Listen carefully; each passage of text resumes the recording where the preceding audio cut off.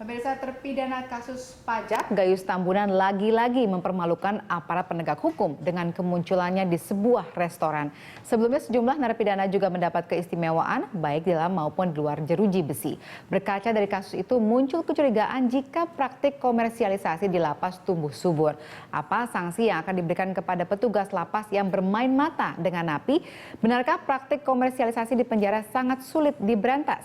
Kita akan membahasnya bersama Ketua Presidium Indonesia Police Watch Neta Espane, mantan narapidana Anton Medan, dan kita juga akan bergabung dengan Dirjen Pemasyarakatan Kemenkumham Iwayan Kusmianta Dusak. Ya, selamat malam Pak Wayan. Malam. Ya Pak, selamat malam juga kepada Pak Neta. Pak Anton, terima kasih sudah bergabung bersama kami pada hari ini. Baik, saya ke Pak Wayan terlebih dahulu. Ini kasus Gayus Tambunan yang keluar dari lapas lagi-lagi membuktikan bahwa sistem di lapas tidak rumit untuk dipermainkan oleh seorang napi untuk disesuaikan dengan kepentingannya. Nah, bagaimana sebenarnya sih sistem yang berlaku atau undang-undang yang berlaku yang memperbolehkan seorang napi bisa keluar masuk dari lapas? Memang ketentuannya bahwa napi itu diperbolehkanlah untuk meninggalkan lapas dalam keadaan tertentu gitu, dengan persyaratan-persyaratan tertentu, kira-kira gitu.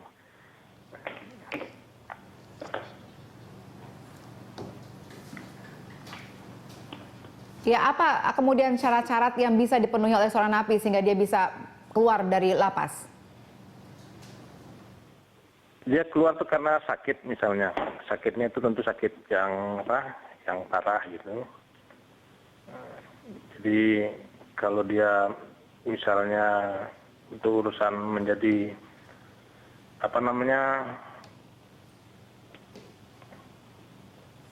wali gitu.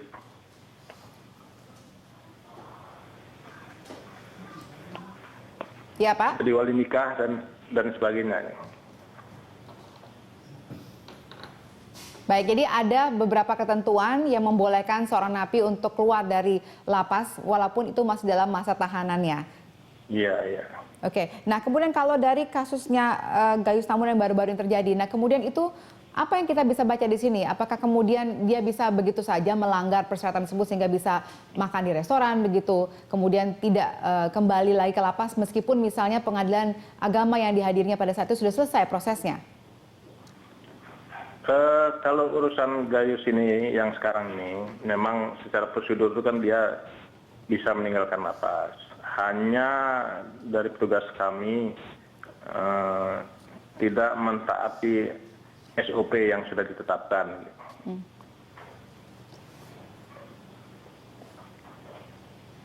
Seperti apa sih SOP-nya seharusnya?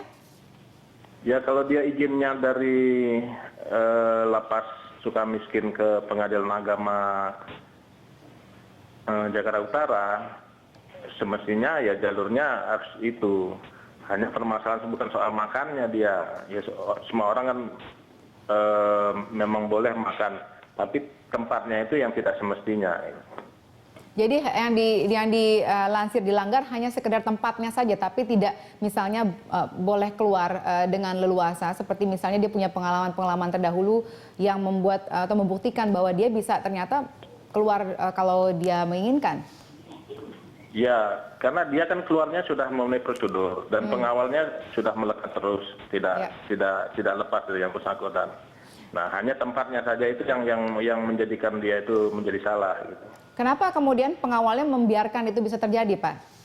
Itulah yang kami tanyakan kepada pengawal, siapa yang menginisiasi untuk tempatnya ke situ, gitu. Dari hasil investigasi kami, bahwa pengawal mengatakan bahwa itu keinginannya Gayus, dan Gayus sendiri sudah mengakui seperti itu. Jadi kalau misalnya seorang napi ingin, saya ingin ke sini, makan di sini, kemudian pengawalnya menurut saja begitu? Sebenarnya tidak boleh. Gitu. Dia kan tidak tahu tempatnya di mana di Bandung. Gitu. Tidak seharusnya lah petugas itu mengikuti apa keinginan napi. Gitu. Ada berapa petugas biasanya Pak yang menyertai seorang napi itu ketika keluar dari lapas? Kalau mengenai jumlahnya itu tergantung dari kondisi. Makanya yang ditetapkan oleh Kalapas itu adalah 2 orang ditambah dengan 1 petugas polisi. Berarti kurang lebih ada 3 paling tidak yang mendampingi Gayus pada saat itu? Iya, iya.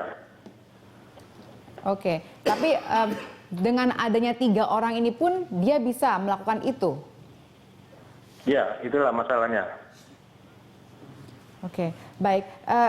Kalau misalnya kita melihat dari kasus ini saja misalnya, sudah ada 3 orang mengawal, kemudian dengan mudah dia bisa kemudian mengarahkan ketiga orang ini untuk bisa mengikuti keinginan seorang Gayus Tambunan. Nah, apa yang kita bisa baca di sini? Apakah hanya sekedar dari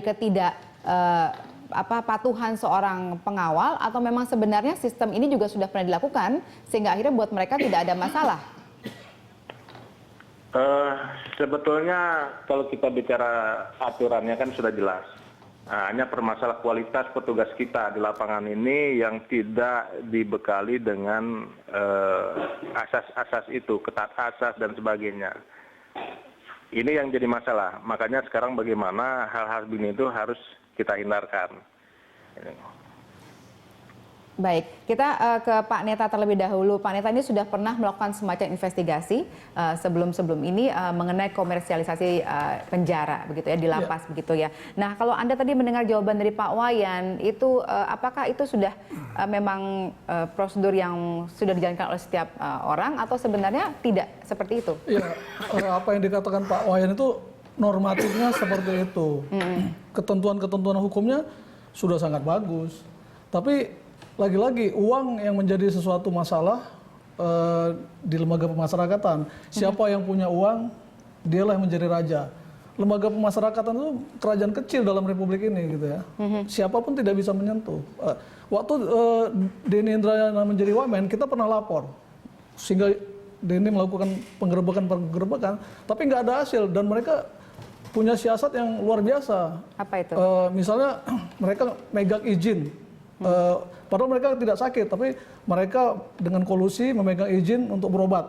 Nah, mereka pegang, dan ketika mereka keluyuran di luar, ada penggeledahan, mereka berusaha masuk ke LP, tapi kalau mereka nggak sempat, mereka mencari rumah sakit yang menjadi rujukan, dan ketika petugas datang ke sana, dia selalu sakit. Nah, jadi komersialisasi lembaga pemasyarakatan itu sudah dari dulu. Kita tahu Edi Tansil yang spektakuler ya, berhasil melarikan diri dengan diantar oleh 2 petugas LP, dia melarikan diri. Jadi Gayus ini bukan apa-apa, gitu ya. Kasus Gayus yang kemarin sangat kecil dibandingkan kasus Gayus sebelumnya. Gayus sudah 2 kali. Dan selain Gayus masih banyak lagi. Kalau kita bicara komersialisasi di lembaga pemasyarakatan, itu mulai dari dalam. Orang yang punya duit bisa jadi raja kecil ya, dia punya handphone, punya laptop, bahkan punya penguat sinyal, bahkan bisa mengontrak kamar di dalam. Jadi sampai orang kedua di LP itu kamarnya bisa digusur, asal bayarannya cocok. Apa sih kemudian yang menurut Anda menjadi landasan semua ini, alasan? Apakah memang karena kesejahteraannya kurang, atau memang tadi ketika Pak Wayan kita tanyakan dikatakan bahwa memang kualitas pengawalnya yang kurang paham tentang SOP? Apakah Saya kira pengawal itu sangat paham, gitu. Bahkan mereka merasa bersaudara dengan napi itu, sehingga napi itu di banyak kasus ya, napinya kemana, pengawalnya kemana. Nanti ketika mereka mau pulang, baru ketemu di satu tempat, bareng-bareng pulang gitu. Jadi persaudaraan mereka sangat ketat dan saling mempercayai. Jadi persoalannya adalah bukan kepada SOP, pada peraturan, bukan pada mentalitas. Karena ini kan kolusi. Kolusi ini kan bagian dari republik sekarang ya. Saya kira keberadaan lapas di tengah-tengah kota ini juga menjadi satu pengaruh. Gimana kolusi itu mudah terjadi. Nah, kenapa kita tidak berpikiran misalnya lapas untuk koruptor, untuk narkoba itu di pulau terluar. Misalnya kayak zaman Orde Baru, ada Pulau Buru. Kenapa gitu tidak di sana gitu. Sehingga mereka untuk mengakses ke kota, ke Jawa itu sulit. Oke, baik. Kita akan cross check dengan Pak Anton nanti seperti apa sih sebenarnya kondisi di lapas begitu ya, untuk melihat seperti apa kondisi sebenarnya sehingga apakah proses ini bisa dilakukan apa tidak sebenarnya. Nah, kita akan kembali saat lagi, pemirsa tetap bersama kami di Prime Time Talk.